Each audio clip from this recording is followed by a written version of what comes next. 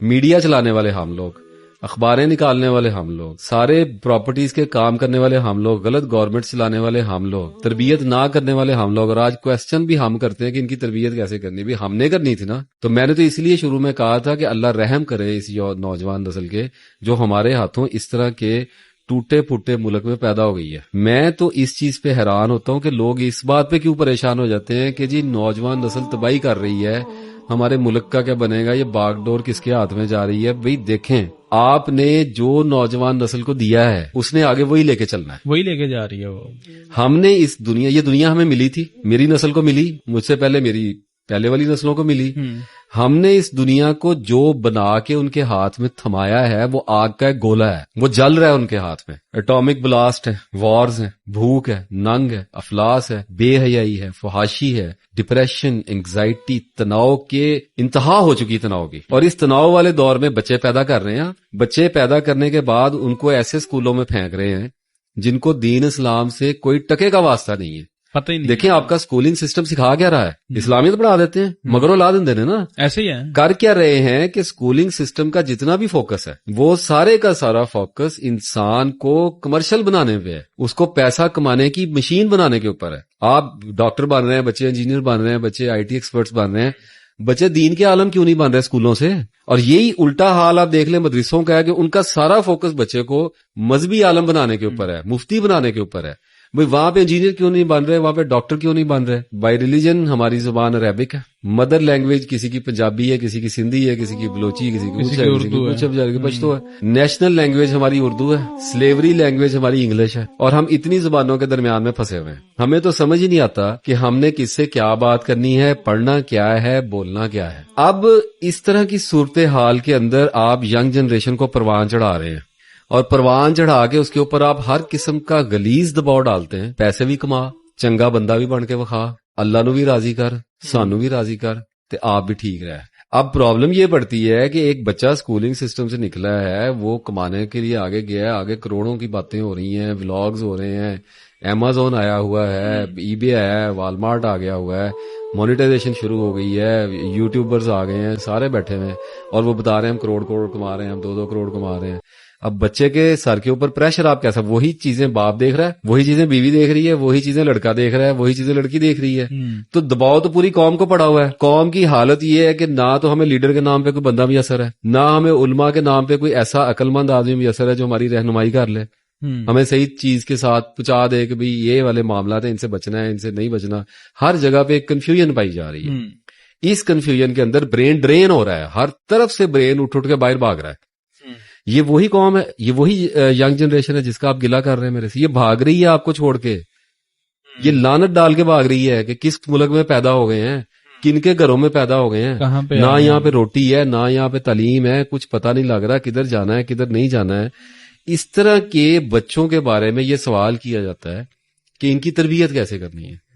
یہ تباہی کی طرف جا رہے ہیں، تباہی کی طرف دھکیلے گئے ہیں، تباہی کی طرف پھینکے گئے ہیں. ان کو اپنی مرضی سے نہیں گئے، اپنی مرضی سے نہیں گئے، وہ پیدا ہوئے ہیں اس دور کے اندر. آپ نے ان کو کیا دیا ہے؟ یہ ملک دیا ہے، تباہ حال ہم نے چلایا نا. یہ ملک ہماری دنیا تھی، ہم نے پچھلوں سے لی اور اپنے ہاتھوں میں لا کے وراثت کے طور پہ اور توڑ پھوڑ کے اور تباہ کر کے اگلی نسل کے ہاتھ میں تھما کے، اور بجائے یہ کہ پشیمان ہو، بجائے یہ کہ اپنا افسوس کریں اور اپنے آپ کو ٹھیک کرنے کی کوشش کریں، ہم الزام کی انگلی اٹھاتے ہیں اور ان کے ماتھے پہ دھر دیتے ہیں کہ جی ایب بگڑ گئے نا، ان کو تو پتہ ہی کچھ نہیں ہے جی.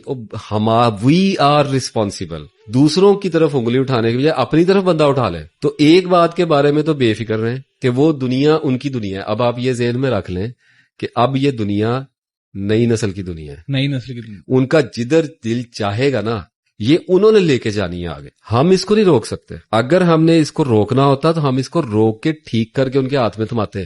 وراثت ایک چیز ہے، وراثت میں لوگ ایسے بھی ہوتے ہیں جو دشمنیاں دے کے جاتے ہیں اولاد کو، وراثت میں ایسے لوگ بھی ہوتے ہیں جو علم دے کے جاتے ہیں، وراثت میں دولت دی جاتی ہے، وراثت میں مسائل بھی دیے جاتے ہیں، مسائل بھی ہوتے ہیں. اب یہ سارا کچھ دے دیا ہے، اب ایک بات کے بارے میں ہاتھ جھاڑ کے اب بیٹھ جائیں، اب جدھر ان کا دل کرے گا وہ لے کے جائیں گے. اور یہ تو دنیا نے جانا اسی طرف ہی ہے، تباہی کی طرف جانا ہے تو کسی نہ کسی وجہ سے ہی جانا ہے نا. تو اگر روکنے کی کوشش کرنی ہے تو سب سے پہلے خود کو بدلنا پڑے گا. اپنے گھروں میں جو بڑے بوڑھے ہیں، جو میچور ہو چکے ہیں، جن کے بچے بڑے ہو گئے ہیں، ان کو اپنے کردار کے بارے میں فکر کرنی پڑے گی کہ ہم کون لوگ ہیں, ہمارا مذہب کیا کہتا ہے, ہمارا اللہ ہمیں کیا کہتا ہے, اللہ کے رسول نے کیا کہا تھا. آپ کیا یہ باتیں کرنے والی ہیں؟ آپ کو نہیں پتا ہمارے ملک کی, ہمارے گھروں کی حالت کیا ہو گئی ہے؟ یہ کوئی ایسی بات ہے جس کے اوپر مجھے بولنا پڑے گا؟ اسلام میں بچوں کی تربیت کے نام پہ کچھ نہیں ہے, فکر نہ کریں اس بات کی. یہ نہیں ہے کہ تربیت ہے نہیں, لیکن تربیت وہ نہیں ہے جو ہم سمجھتے ہیں. ہم تربیت کا نام یا تو تبلیغ لیتے ہیں, یا ڈنڈا لیتے ہیں, یا پیسہ, یا ہپنوسس لیتے ہیں, یا کہتے ہیں جی تہاڈے منہ چ سونے دا چمچا پاتا ہے تے تانوں ہن شیر دی اکھ نہ ویکھاں گے.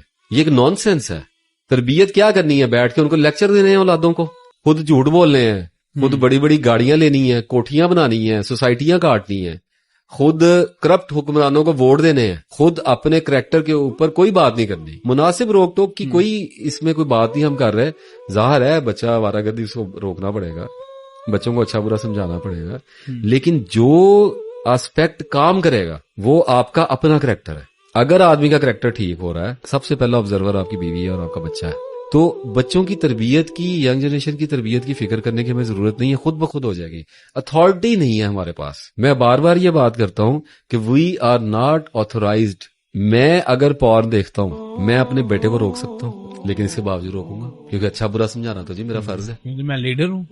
اور جناب میں اگر سموکر ہوں, میں اپنے بچے کو سگریٹ پیتا ہوا دیکھنا نہیں چاہوں گا, میں اس کو روکوں گا. اور میرے پاس کرنے کے لیے باتیں پتہ کیا ہوں گی؟ مینوں ویکھ, میری حالت ویکھ, مینوں کینسر ہو سکتا ہے, مینوں ہارٹ اٹیک ہو سکتا ہے, شرم کرو, رک جاؤ, مجھے شرمندہ کرا رہے ہو, میری دیکھا دیکھی کر رہے ہو. اس کے علاوہ تو میں کچھ نہیں کہہ سکتا, یا میں جبر کا سسٹم نافذ کروں گا.